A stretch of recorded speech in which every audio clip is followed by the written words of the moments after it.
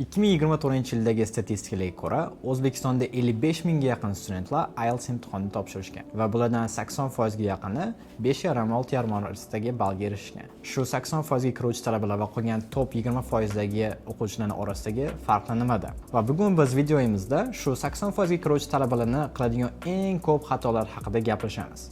Birinchi xato bu self analysis, ya'ni odam o'zidagi kamchiliklarni to'g'ri tushunmasdan ularga xato yechim berish. Buni biz ko'pchiligimiz turmush tarzimizda doimiy ravishda qilamiz. Masalan, boshimiz og'rib turgan paytda biz bilamiz, aptekaga borib, har xil yurak og'rig'i yoki oshqozon og'rig'i uchun dori so'rash bu mantiqsizlikka kiradi. IELTS endi qanaqa? IELTSda ko'pchiligimiz imtihonga registratsiya qilamiz va shu kundan boshlab turli xil kurslarga yozilamiz yoki YouTubedan materialni topib turib yechishga harakat qilamiz. Lekin ko'pchiligimizda bo'ladigan natija qanaqa? Har xil testlar yechib ko'ramiz, lekin rezultat har doim bir xil. Bu nimaga? Buni sababi oddiy. Buni sababi hammada har xil xato bor. YouTube'dagi resursda esa hamma uchun umumiy bo'lgan materiallar hisoblanadi. Ya'ni oddiy misol, readingdan test yechib ko'rdingiz, natijangiz 6,5, 7, 6,5, 7 har doim bir xil. Masalan, kimdadir readingga to'g'ri tushunmaslik yoki vocabulary yetishmasligi yoki grammatika bo'lishi mumkin. Agarda siz o'zingizdagi xatoni aynan qanaqaligini topsangiz, har doim qilinadigan xatolarni oldini olishingiz mumkin va vaqtingizni tejab qolishingiz mumkin.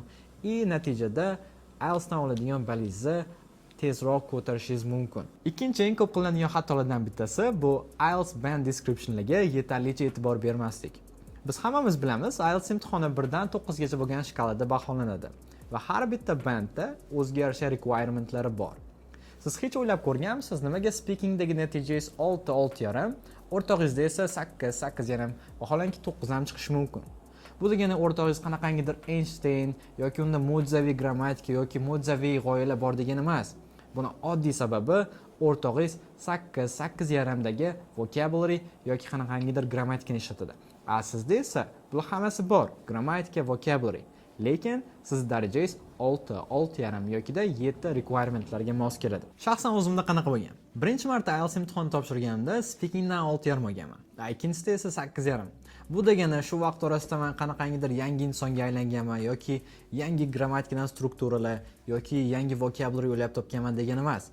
Bu vaqt orasida shunchaki band description'ni to'g'ri tushunib, shu 8, 8,5 ga tortadigan vocabulary va grammatikani ishlatishni boshlaganman.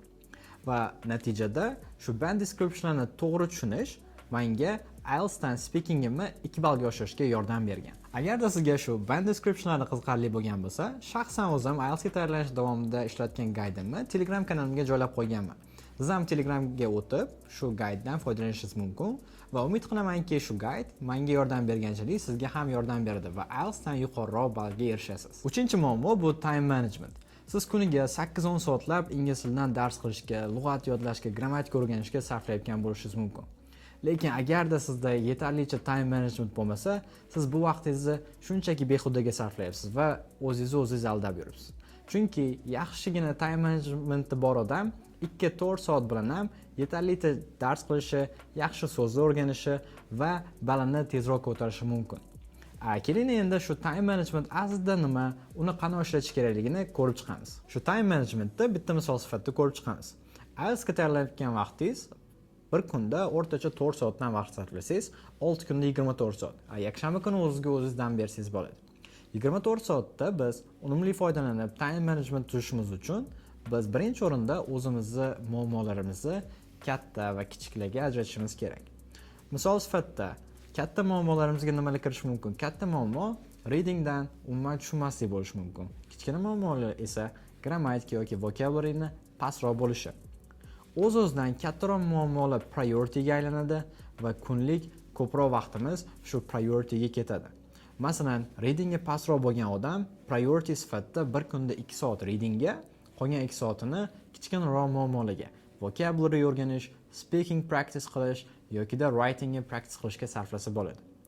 Va shu qadamma-qadam prioritylarni to'g'ri ajratish va vaqtni priorityga moslab to'g'ri sarflash odamning vaqtini unumli foydalanishga olib keladi va kamroq vaqtda ballingizni tezroq oshirishga foyda beradi. Bugun biz sizlar bilan IELTS ballimizga eng katta ta'sir qiluvchi 3 ta faktor self analysis, band description va time managementni ko'rib chiqdik. Self analysis va band description bo'yicha guidelar va time management bo'yicha action plan hammasi Telegram kanalimizda batafsil berilgan. Agarda sizga qiziq bo'lsa, descriptiondagi havola orqali o'tib, Telegram kanalimizda ko'rishingiz mumkin. Va video bo'yicha qanaqadir fikr va mulohazalaringiz bo'lsa, albatta kommentarda ko'rib chiqing va javob berishga harakat qilamiz. E'tiboringiz uchun rahmat.